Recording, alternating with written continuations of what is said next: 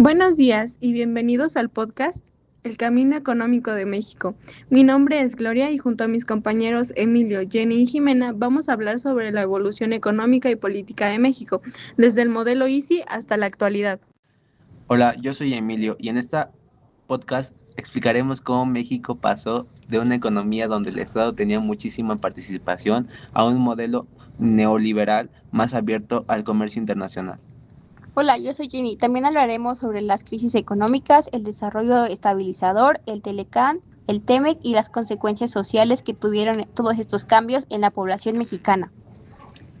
Y yo soy Jimena, y finalmente explicaremos cómo surge la Cuarta Transformación, cuáles son sus objetivos y cómo continúa actualmente con el gobierno de Claudia Sheinbaum. Además de mencionar hechos históricos, también vamos a analizar cómo estas decisiones afectaron la vida cotidiana de millones de mexicanos.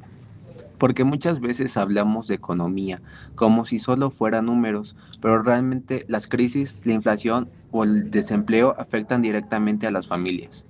Y algo interesante es que muchos problemas actuales de México vienen desde decisiones tomadas hace décadas. Por eso es importante entender cómo ha cambiado la economía mexicana a lo largo del tiempo. Para empezar, el modelo Easy significa industrialización por sustitución de importaciones.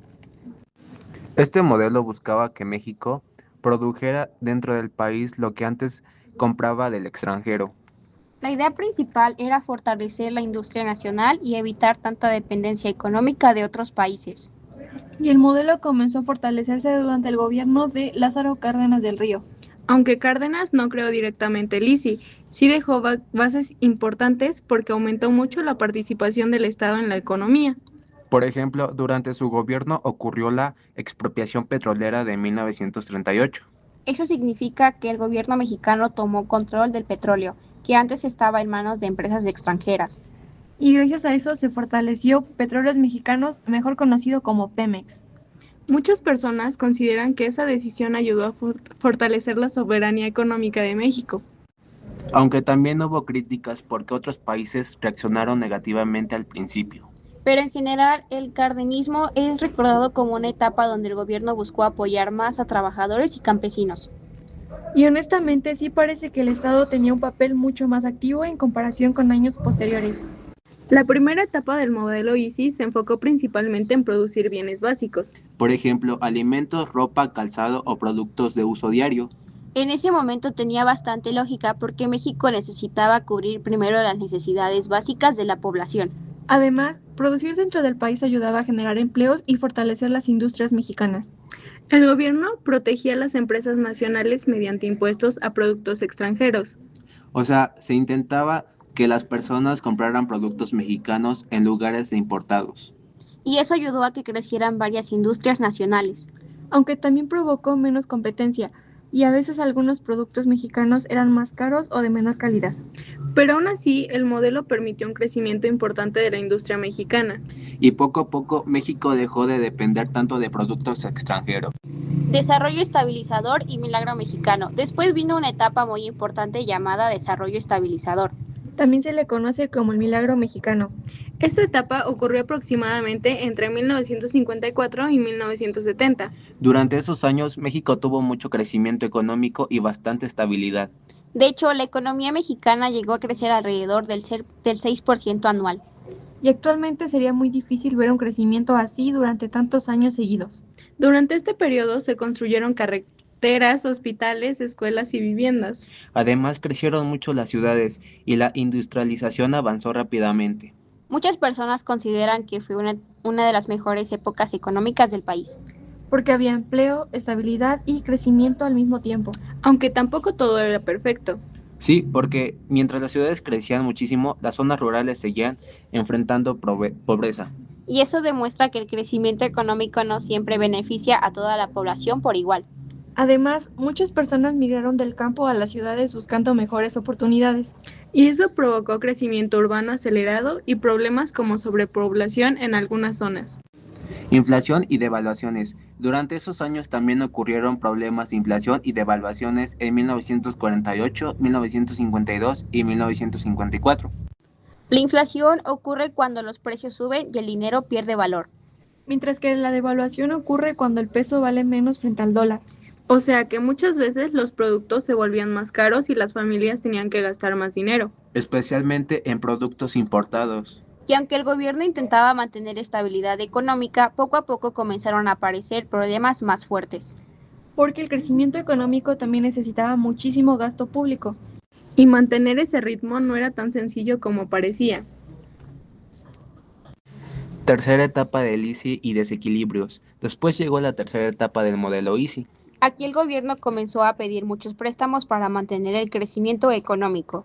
Y eso por desequilibrios macroeconómicos. Por ejemplo, deuda externa, inflación y déficit fiscal. México también empezó a depender muchísimo del petróleo. Y eso se relaciona con la llamada enfermedad holandesa. La enfermedad holandesa ocurre cuando un país depende demasiado de un recurso natural y descuida otros sectores económicos. Y siento que eso sí pasó en México, porque el petróleo parecía la solución para todos los problemas económicos. Pero cuando bajaron los precios internacionales del petróleo, comenzaron las crisis más graves. Además, la deuda externa aumentó muchísimo. Y el gobierno ya no podía mantener el mismo nivel de gasto. Nacionalización de la banca. De hecho, siento que México apostó demasiado al petróleo pensando que siempre iba a funcionar económicamente. Sí, y cuando empezó la crisis, el gobierno tomó decisiones bastante externas. Como la nacionalización de la banca de 1982 por parte de José López Portillo. Eso significa que el gobierno tomó control de los bancos privados. Aunque mucha gente pensó que eso ayudaría, en realidad también generó desconfianza económica. Y prácticamente desde ahí empezó el neoliberalismo en México. El neoliberalismo buscaba reducir la participación del Estado y abrir más la economía al comercio internacional. Durante el gobierno de Carlos Salinas de Gortari se hicieron privatizaciones y reformas estructurales. Y también comenzó el Telecán en 1994 entre México, Estados Unidos y Canadá. El tratado ayudó mucho al comercio y a las exportaciones, eso sí. Pero también afectó a pequeños productores mexicanos que no podían competir con empresas extranjeras. Sí, como que tuvo ventajas y desventajas al mismo tiempo. Ese mismo año ocurrió el error de diciembre. Fue una crisis económica muy fuerte donde el peso se devaluó muchísimo. Y también se conoce como efecto tequila, porque afectó a otros países latinoamericanos. Muchas familias perdieron ahorros y empleos, entonces sí fue una crisis que impactó muchísimo a la población.